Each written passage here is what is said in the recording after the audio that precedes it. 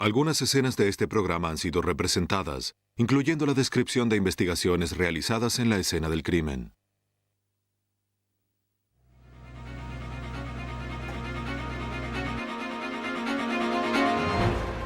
La policía descubrió un cuerpo congelado en el desierto de Arizona. El escalofriante hallazgo hizo temer a los investigadores por más víctimas. Una pequeña ciudad, un brutal asesinato y un homicida que puede estar en cualquier parte. Cuando todas las pistas se agotan, los investigadores se concentran en la imagen difusa de una cámara de vigilancia. Una joven madre desaparece y los detectives cuentan con muy pocos indicios. Pero lentamente la evidencia comienza a señalar a un peligroso y perverso asesino. La falta de pistas puede estancar una investigación complicada. Pero las investigaciones por homicidio no prescriben con el tiempo. Pueden transcurrir meses o incluso años antes de que los forenses consigan reavivar esos casos inconclusos.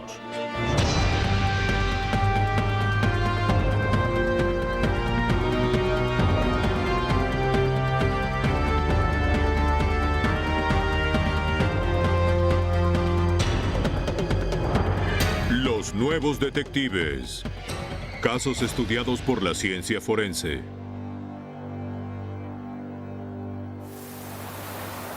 Hoy presentamos Casos Inconclusos. El 3 de junio de 1991, los investigadores del Departamento de Policía de Costa Mesa, California, localizaron un auto abandonado en la autopista Corona del Mar. Estaban respondiendo a un llamado relativo a una persona desaparecida, Denise Huber, de 23 años. Hacía 24 horas que nadie la veía ni tenía noticias, lo que no era habitual en ella. La mejor amiga de Denise había hallado su auto al borde de la carretera mientras la estaba buscando.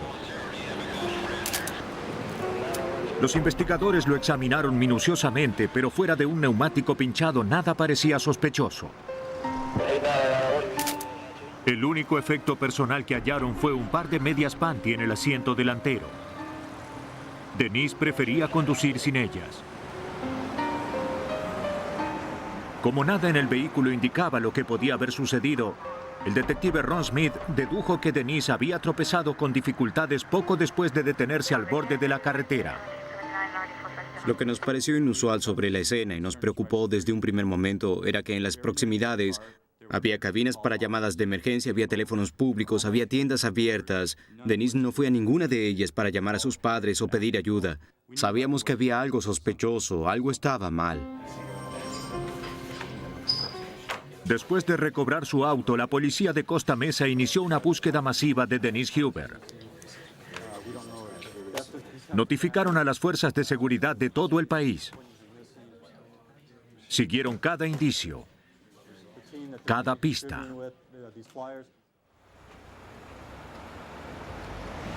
Los amigos de Denise y su familia pegaron fotografías suyas y se presentaron en los programas televisivos solicitando información. A medida que transcurrían los meses y los años, las probabilidades se agotaban. Pero la policía mantuvo el caso de Denise abierto y tan activo como podía. Cada día haríamos algo con el caso de Denise Huber. Revisaríamos viejas pistas, viejos informes, observaríamos una vez más las fotografías. Nunca nos dimos por vencidos, aunque no tuvimos nada bueno para trabajar. Después de 3 años, nadie podía explicarle a su afligida familia y a sus amigos qué había sucedido con ella. Simplemente Denise Huber había desaparecido. Mientras tanto, a más de 500 kilómetros, en Prescott Valley, Arizona, las autoridades se enfrentaron a un misterio propio. El 9 de julio de 1994, una mujer fue a comprar pintura a la casa de un hombre que conoció en una feria de compra-venta. ¡Hola! Mientras lo esperaba, observó un camión de mudanza cerrado con candado y latas de pintura y químicos en el jardín. Pensó que no era propio de un vecindario respetable y se preguntó si no estaría infringiendo alguna ley. Al resultarle sospechoso, llamó a un amigo que trabajaba para la policía. Su amigo pensó que podía tratarse de un laboratorio de drogas clandestino, de los que la policía descubre en los lugares más inusitados. Envió a investigadores del Departamento de Policía del Condado de Yavapai para que verificaran el lugar. El camión de mudanzas con matrícula de California parecía que no había sido movido en meses. Los cables de electricidad que salían de su interior y las latas de pintura a su alrededor reforzaban la idea de que podía tratarse de un laboratorio de drogas móvil.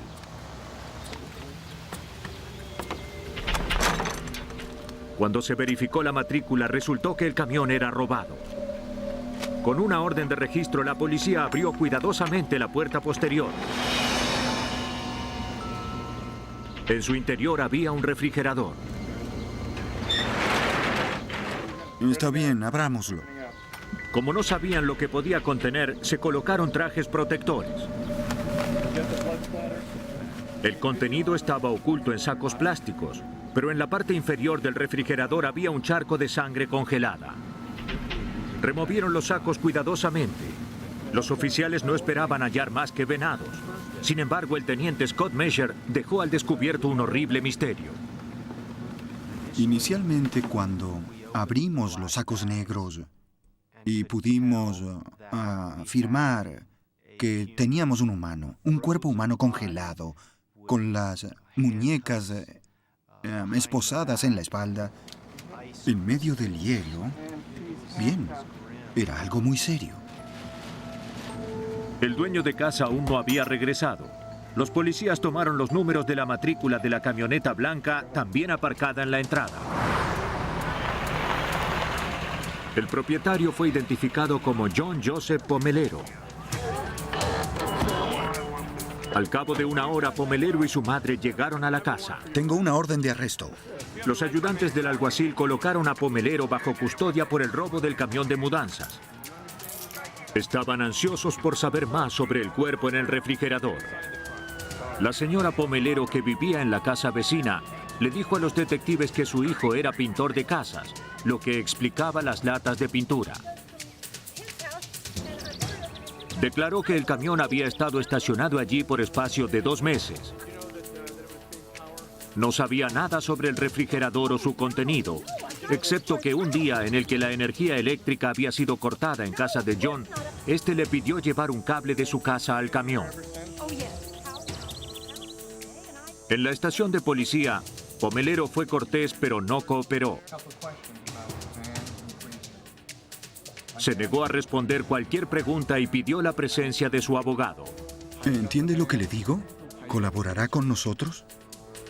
Sin cooperación alguna por parte de su sospechoso, los investigadores tendrían que depender de la evidencia física de la escena para identificar el cuerpo del refrigerador y averiguar cómo había llegado hasta allí. Pomelero fue acusado de homicidio. Habrá que filmar el cuarto tal como está. Al día siguiente, con una orden de registro, los investigadores ingresaron a la casa de Pomelero esperando hallar información sobre el cuerpo hallado en el refrigerador. Dada su condición de congelamiento, ni siquiera era posible discernir el sexo de la víctima. Toma esas cosas sobre la silla. La casa de Pomelero estaba abarrotada de cosas. Era la casa de un hombre que nunca se deshace de nada.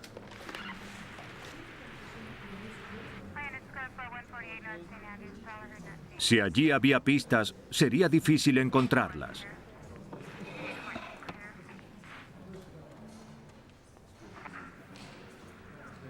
Después de más de 2 semanas de búsqueda, los investigadores hallaron varias pistas prometedoras. La primera fue un juego de llaves de esposas que coincidían con las esposas de la víctima. Colóquenlo en un saco y rotúlenlo. Muy bien. La siguiente pista tomó a los investigadores por sorpresa. 2 uniformes completos de la policía del condado de Los Ángeles.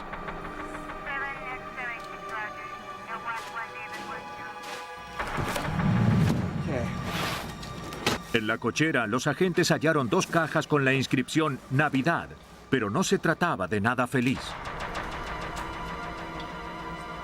En su interior, los oficiales hallaron ropas de mujer manchadas con sangre.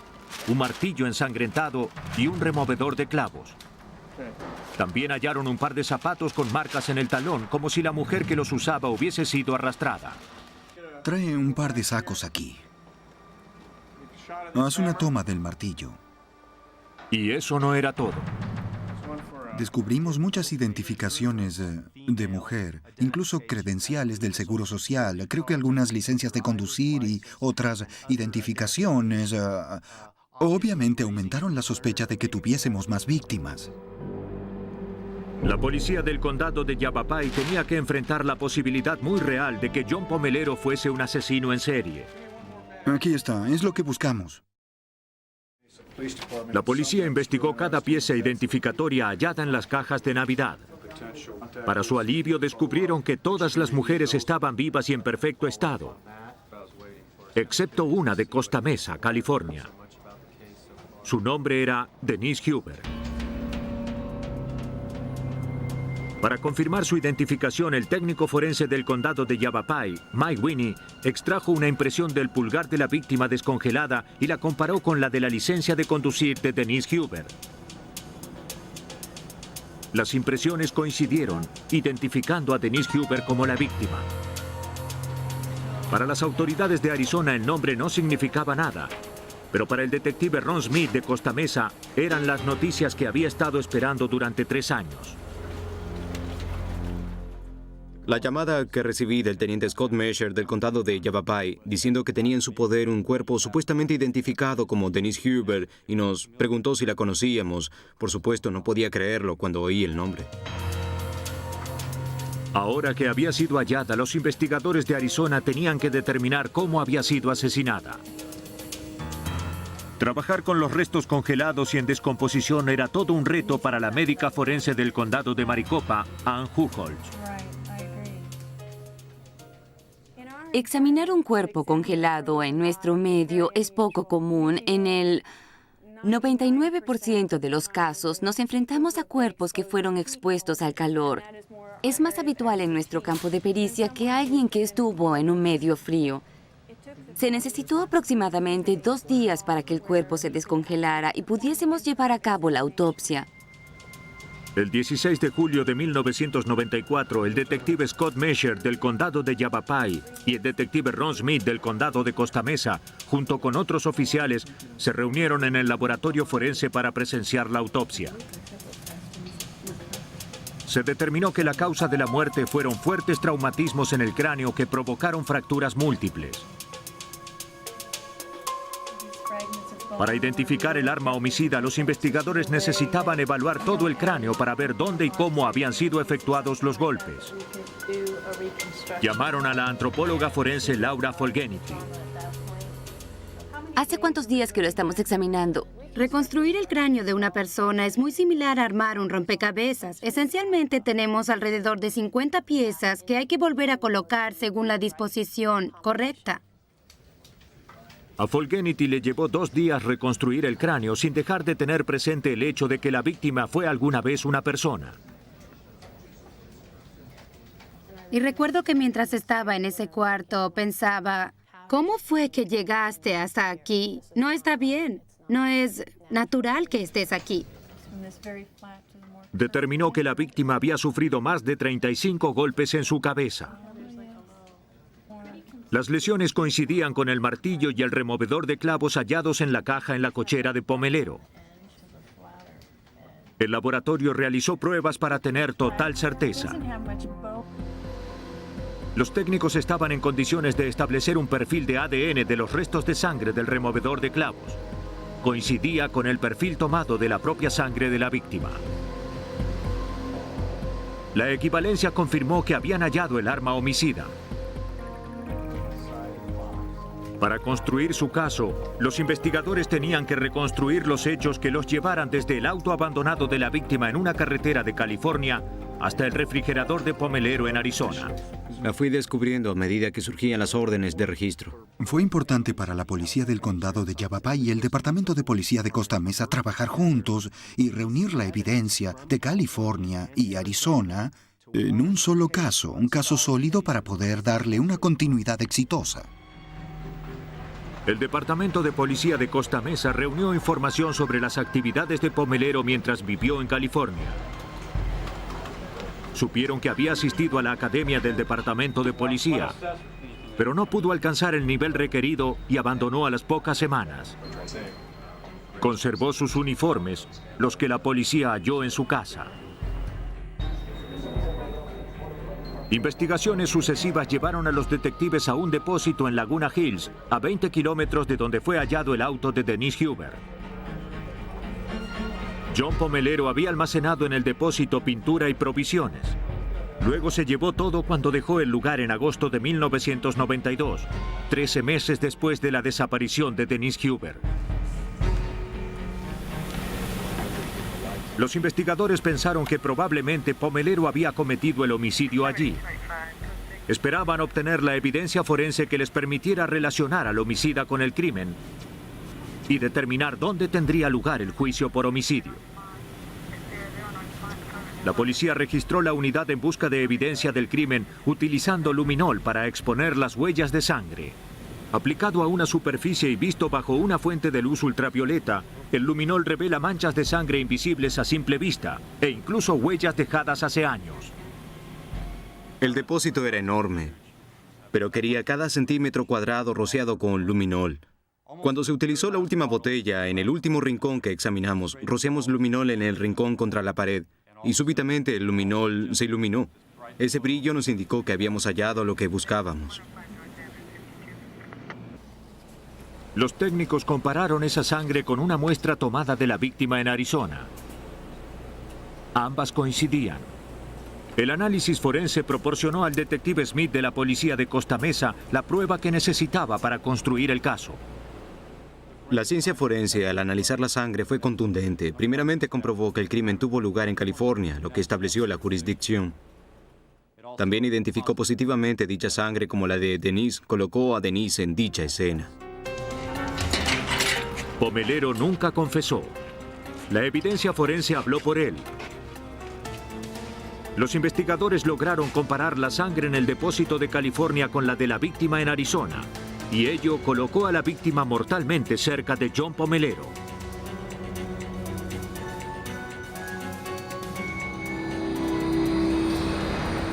Las autoridades creen que Huber estacionó al borde de la carretera por el neumático pinchado.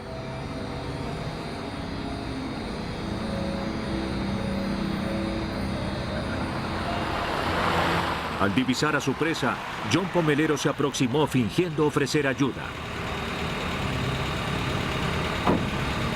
Este secuestró a Denise Huber en Costa Mesa, California, en la madrugada del 3 de junio de 1991.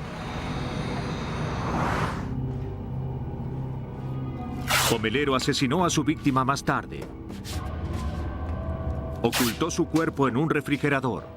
Lo llevó a Arizona y lo mantuvo allí hasta que la policía descubrió su crimen 3 años después.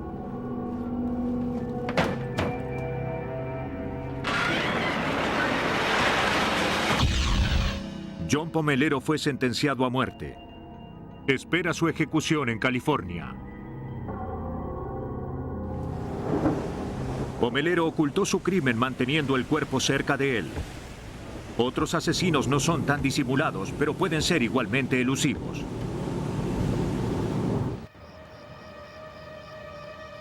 Era una noche de diciembre de 1990. Peggy Phillips se preguntaba por qué su esposo Dean demoraba tanto en cerrar la lavandería que poseía en Ozona, Texas. Estaba justo al lado, pero ya llevaba 20 minutos de retraso.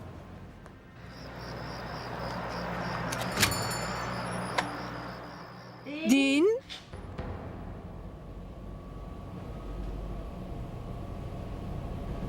Oh. Lo halló tendido en el piso, sangrando y casi inconsciente. ¿Estás bien, querido? La policía y los paramédicos llegaron para socorrerlo. Peggy pensó que Dean se había caído golpeándose la cabeza, pero los paramédicos pudieron constatar que no se trataba de un accidente. Dean Phillips había sido golpeado brutalmente. Peggy observaba cómo los paramédicos subían a su marido a la ambulancia. Fue la última vez que lo vio con vida. Dean Phillips murió temprano a la mañana siguiente, el 26 de diciembre. La causa de la muerte, un fuerte traumatismo en el cráneo.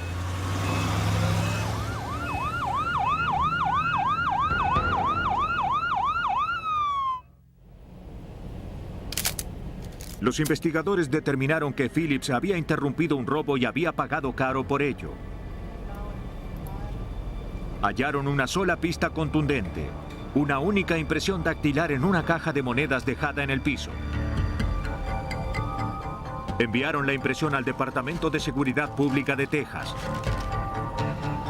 Al igual que la policía de cualquier ciudad pequeña de Texas, la policía de Ozona depende del laboratorio criminal del Departamento de Seguridad Pública para obtener servicios forenses.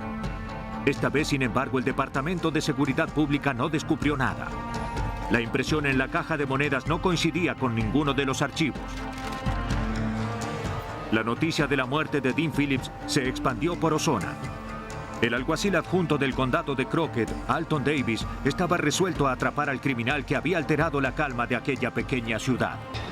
Tenemos una población de unos 3 o 4 mil habitantes. Es una ciudad pequeña. Todos se conocen entre sí y fue una conmoción en la comunidad el hecho de que pudiera suceder algo así en Ozona. La empleada de una tienda de comidas en la carretera interestatal proporcionó a los investigadores su siguiente pista. Soy detective. ¿Tiene unos minutos?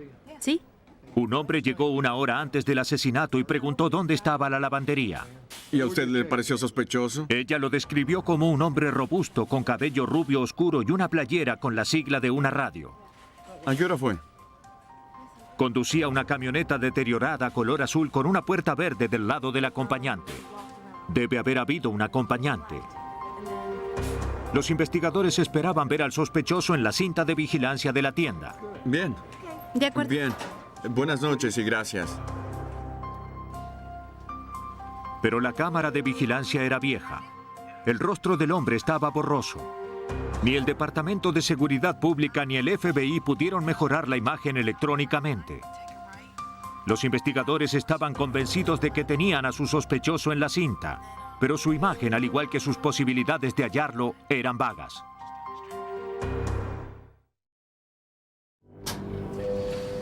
¿Cómo está?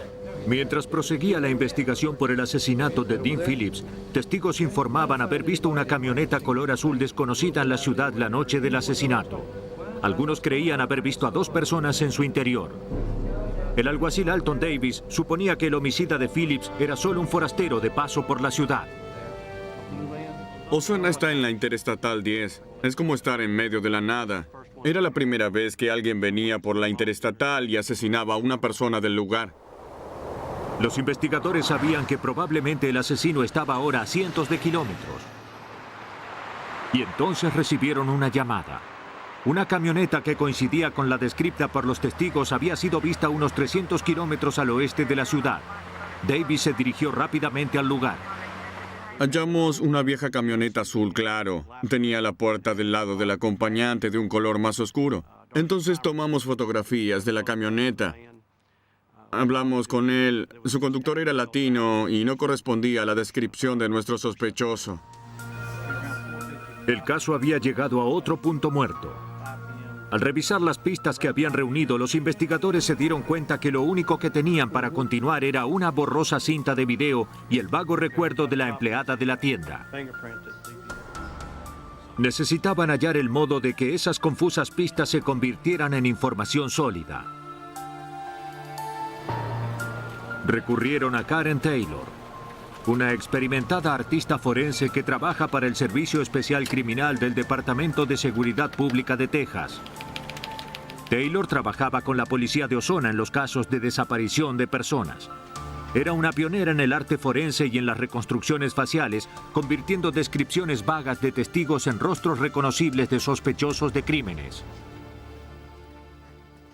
Mi función es tomar algo de información del crimen que tuvo lugar y producir una imagen visual que pueda ser mostrada en los medios, con la esperanza de que produzcan informaciones adicionales que puedan ser usadas para conectar el crimen con la víctima o bien con el sospechoso.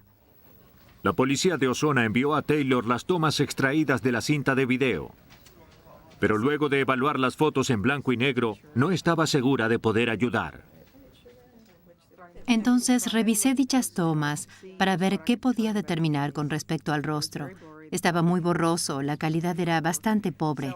Pude apreciar que no había muchas probabilidades de mejorar la imagen electrónicamente. Probablemente no sería más que un boceto realizado sobre la base de lo que podíamos ver. Después de mis años de experiencia, comienzo a creer que lo más importante que un artista forense tiene que percibir de un rostro para que pueda ser reconocido son las proporciones exactas. Cada uno de los componentes del rostro, los rasgos, ojos, nariz y boca, son importantes, pero no tanto como la distribución de dichos elementos. Taylor no estaba segura de que la información contenida en la imagen le permitiera trabajar. Luego advirtió algo que había pasado por alto.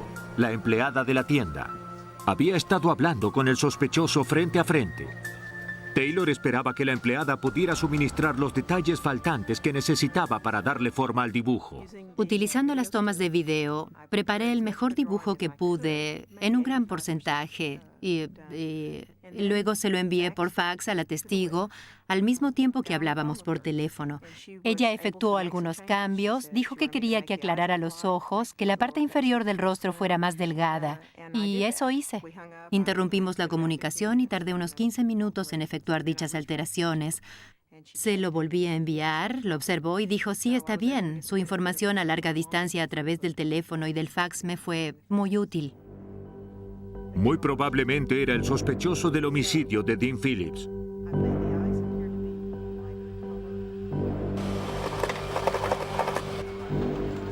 La oficina del alguacil del condado de Crockett preparó una circular sobre el crimen. El dibujo del rostro del sospechoso efectuado por Karen Taylor estaba circulando por todo el condado y por cada estación de radio a fin de que alguien pudiera reconocer la sigla en la playera del sospechoso. El dibujo de Taylor representaba la última esperanza de la investigación. Pero cuando no se obtuvo ninguna respuesta a toda esa publicidad, la investigación por el homicidio de Dean Phillips volvió a estancarse. Transcurrieron 5 años sin que apareciera ningún otro indicio o pista. Pero Peggy Phillips estaba dispuesta a llevar al asesino de su esposo a la justicia. Se puso en contacto con un programa de televisión sobre crímenes y pidió que se contara su historia. En agosto de 1996, precisamente 5 años y medio después del asesinato de Phillips, el programa de televisión puso al aire la historia de su asesinato y presentó el dibujo de Karen Taylor. Los teléfonos comenzaron a sonar. Testigos de todo el país ofrecían pistas. El alguacil de Texas, Jerry Byrne, recibió las llamadas y dirigió la investigación. Un dato lo condujo hasta Paul Wesley Taylor, un convicto de la prisión de mínima seguridad de Draper, Utah. El alguacil Byrne se dirigió a la prisión en Draper y solicitó los antecedentes y fotografías de Taylor. Cuando lo vio, Byrne sintió que finalmente había localizado a su sospechoso.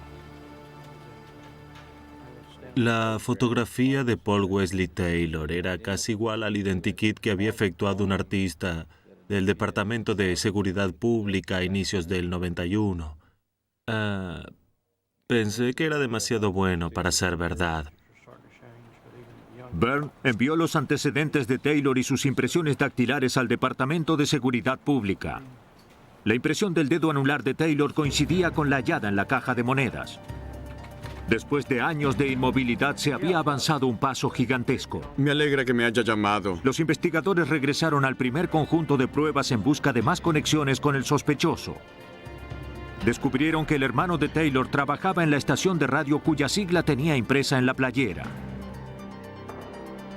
No estaban seguros de que Paul Wesley Taylor estuviera involucrado en el asesinato de Dean Phillips. Entonces investigaron sobre el acompañante de la camioneta, un testigo o un posible cómplice en el homicidio de Phillips.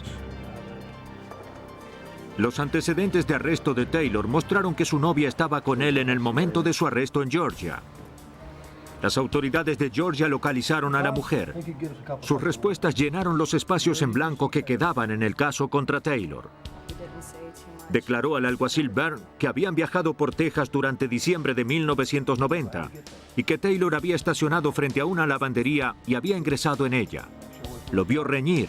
Luego regresó al vehículo con manchas de sangre en su ropa. Por supuesto, no sabía que alguien había sido asesinado. Llevó a los investigadores a un terreno donde Taylor se había deshecho de la ropa ensangrentada junto con la caja de monedas robada. Ahora tenían a un testigo creíble que ubicaba a Taylor en la lavandería en el momento del homicidio. Utah extraditó a Paul Wesley Taylor a Texas. El 15 de septiembre de 1998, casi 8 años después del asesinato, fue hallado culpable por la muerte de Dean Phillips.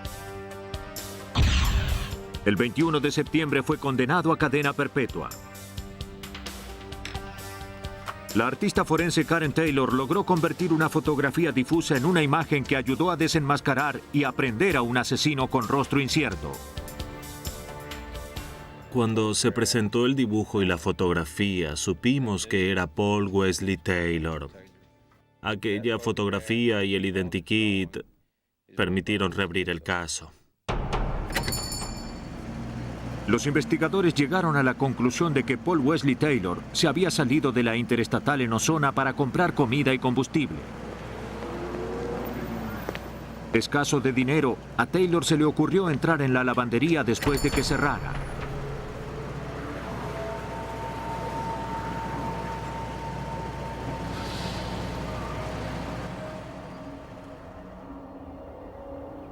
Dean Phillips estaba en el lugar equivocado en el momento equivocado. En otros casos, la tragedia está acechando a sus víctimas. 16 de agosto de 1989, Joe Gilbreth terminó de trabajar y retornó a su casa en Villanow, Georgia. Pensaba pasar la velada con su pequeña hija Amber y su esposa Nikia.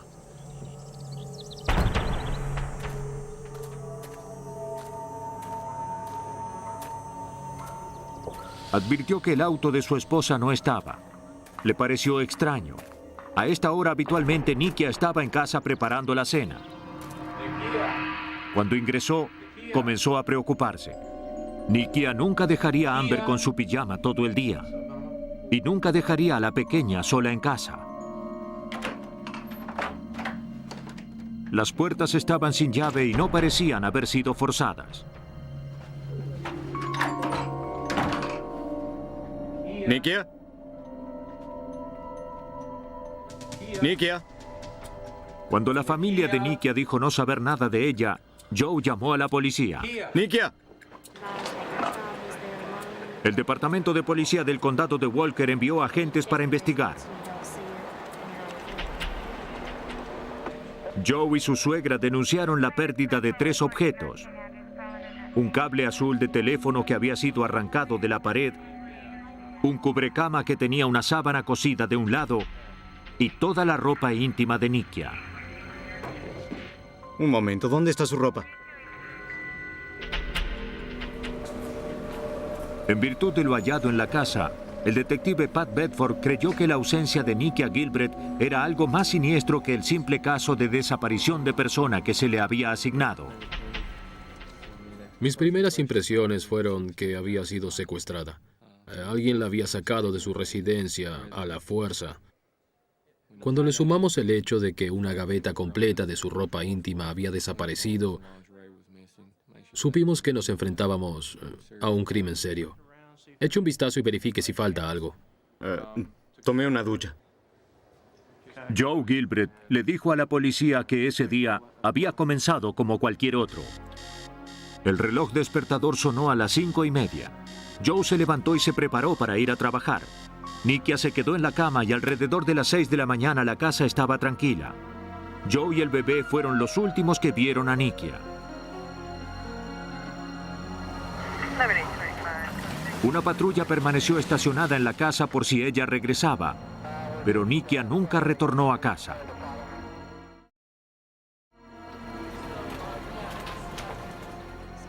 El 18 de agosto de 1989, el día posterior a su desaparición, el Departamento de Policía del Condado tenía poco para seguir adelante. Teníamos una tragedia allí, teníamos un problema. Al principio no había ninguna buena pista para seguir. Ni su auto ni ella habían sido localizados. No surgió ningún indicio de que hubiese hablado con los vecinos. Hasta ese momento no teníamos nada. Pero eso pronto cambió cuando la madre de Nikia halló el auto abandonado de su hija en un camino boscoso a 800 metros de la casa de los Gilbreth.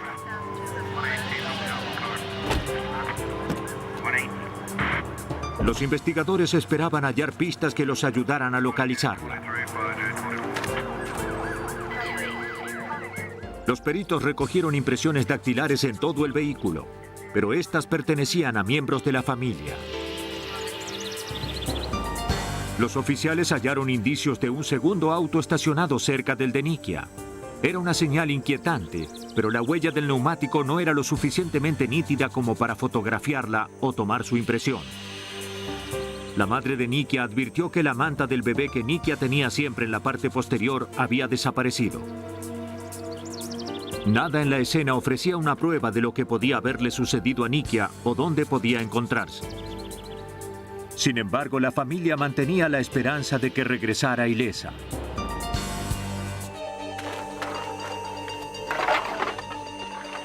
Dos días después, un joven que recogía latas vacías al borde de la carretera realizó un crucial y horrendo descubrimiento.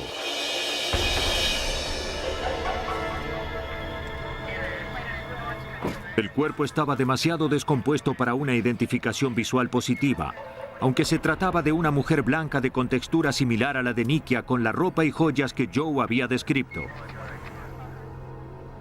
Los registros dentales confirmaron lo que todos temían.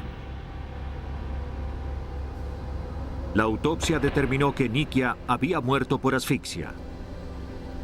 El examen también reveló marcas alrededor de sus muñecas y tobillos, marcas que pudieron haber sido hechas con el cable del teléfono.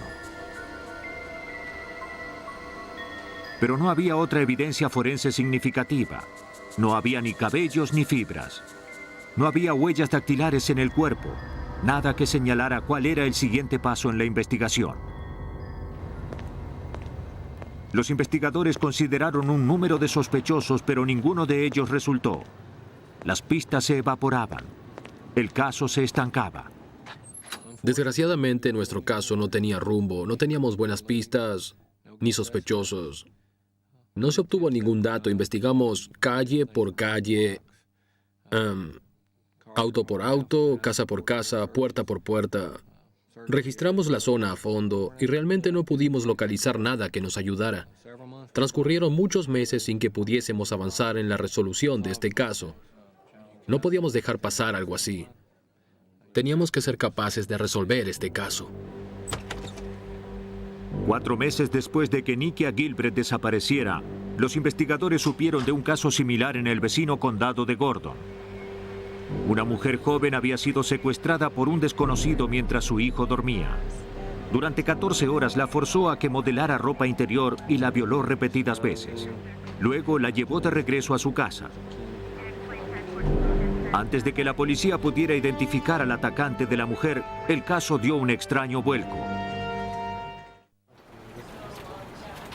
La investigación por el homicidio de Nikia Gilbreth los condujo a un caso similar por el secuestro de una mujer.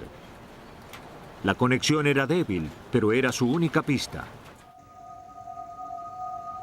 2 días después del ataque, el padre de la mujer informó a la policía haber visto a un hombre extraño que dejó un árbol de Navidad en su casa.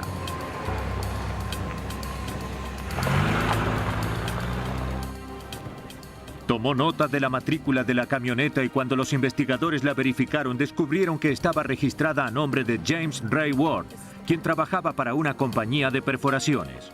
La mujer identificó la fotografía de Ward. Recordó que mientras estuvo cautiva, mencionó a su atacante que no había podido comprarle a su hijo un árbol de Navidad. Los oficiales pusieron a Ward bajo custodia poco tiempo después. Ward fue hallado culpable de violación y condenado a 20 años de prisión. Cuando se estaba investigando su paradero, con anterioridad a su arresto, la policía descubrió que un año antes había cavado un pozo en casa de los Gilbreth. Luego regresó a revisarlo en julio de 1989, justo un mes antes de que Nikia fuera asesinada. El empleador de Ward dijo que los excavadores nunca eran enviados a revisar los pozos. Ward había actuado por su cuenta. Las semejanzas entre el secuestro de su víctima de violación y el rapto de Nikia Gilbreth suministró a la policía su única pista. Cuando los oficiales registraron la casa que Ward compartía con su esposa e hijos, hallaron un escondite con ropa interior que no pertenecía a la señora Ward. Los detectives hallaron también un recibo por la excavación de un pozo efectuado en casa de los Gilbreth. Pero era mucho más que un recibo. Tenía direcciones, el nombre de la calle, el kilometraje que me conducía directo a la residencia de los Gilbreth, la descripción de la víctima. Había escrito allí su descripción, incluso la edad de la hija que tenía la víctima. Entonces tuvimos nuestra primera conexión directa del homicidio con un sospechoso. Los investigadores hallaron también los objetos que habían desaparecido de la casa de los Gilbreth. La parte inferior de un traje de baño, una manta de bebé, un cubrecama y un cable azul de teléfono. Lleven el cable de teléfono. A fin de construir un caso más fuerte contra Ward, los investigadores necesitaban probar premeditación. Obtuvieron la declaración que Ward escribió con respecto al secuestro por el que había sido declarado culpable. Quisieron comparar esa muestra de caligrafía con las notas incriminatorias efectuadas en el recibo de los Gilbreth hallado en su casa. La experta calígrafa Karen Scott efectuó el análisis. Una comparación de escritura es básicamente una comparación minuciosa. Se buscan características en la caligrafía de un documento para ver si se puede hallar lo mismo en el otro. Busco cosas tales como la posición de las letras en el papel, su forma, su espaciado. Por ejemplo, aquí, la F es muy corta en su parte inferior.